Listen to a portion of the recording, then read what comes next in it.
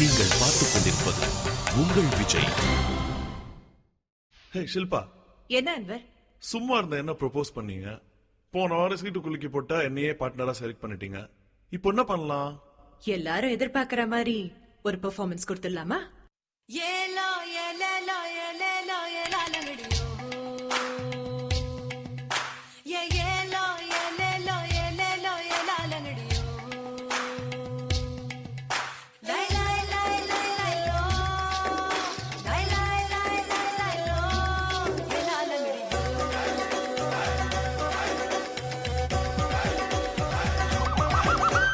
கல்யாணம் தான் கட்டிக்கிட்டு ஓடி போலாமா, இல்லை ஓடி போய் கல்யாணம் தான் கட்டிக்கலாமா?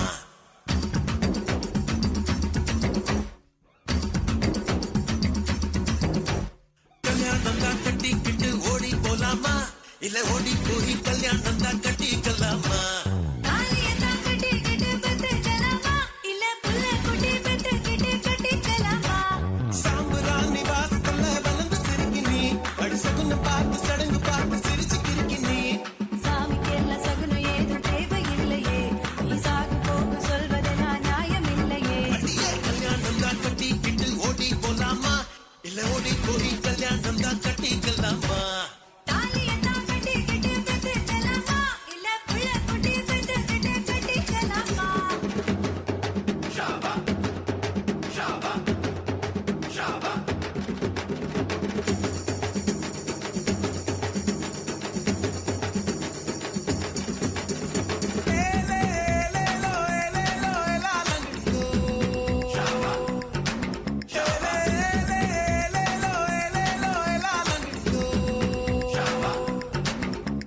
ருசியா பேசுற, ருசியா பாக்குற, ருசியா சமையல் செய்விய நீ. பசும்பால் நெய்யில துவரம் பருப்ப கடைஞ்சு தாளிச்சு கொடுக்கட்டுமா? பத்திய சோறா நான் உன்னை கேட்டேன், காரம் சாரமா உனக்கு சமைக்க தெரியுமா அம்மா? மிளகு நரசமா மிளகா தக்கா நல்லா செய்வ, நீ சாப்பிட்டு பாரு. ரெண்டு பறக்க தெரியுமா, கோழி பொறுக்க தெரியுமா, ஆட்டுக்கால நசுக்கி போட்டு சூப்பு வைக்க தெரியுமா? ஏன் இடுப்பு ஓரமா இருக்குதையா காரமா, கண்டு நீயும் குடிச்சுட்டா எடுத்துக்கையா தாராளமா? கல்யாணம் தான் கட்டிக்கிட்டு ஓடி போலாமா, இல்ல ஓடி போய் கல்யாணம் தான் கட்டிக்கலாமா?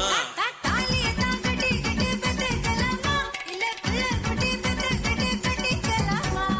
ஏலோ ஏலேலோ ஏலேலோ ஏலாலங்கடி ஏலாலங்கடி ஏலாலங்கடி ஏலாலங்கடி ஏலாலங்கடி ஏலோ ஏலேலோ ஏலேலோ ஏலாலங்கடி ஏலாலங்கடி ஏலாலங்கடி ஏலாலங்கடி ஏலாலங்கடி லை லை லை லை லைலோ லை லை லை லை லைலோ ஏலாலங்கடி ஏலாலங்கடி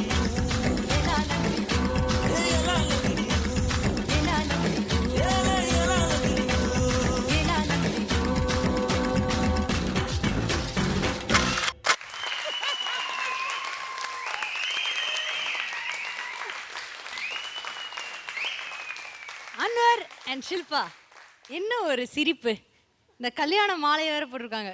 அப்படியே 60ஆம் கல்யாணம் பார்த்த மாதிரியே இருந்தது. ஐ மீன் 60 கல்யாணத்தோட அழகு பார்த்த மாதிரி இருந்ததுன்னு சொன்னேன். வெரி பியூட்டிமா. இப்போ நம்ம ஜட்ஜஸ் கிட்ட கேட்கலாம்.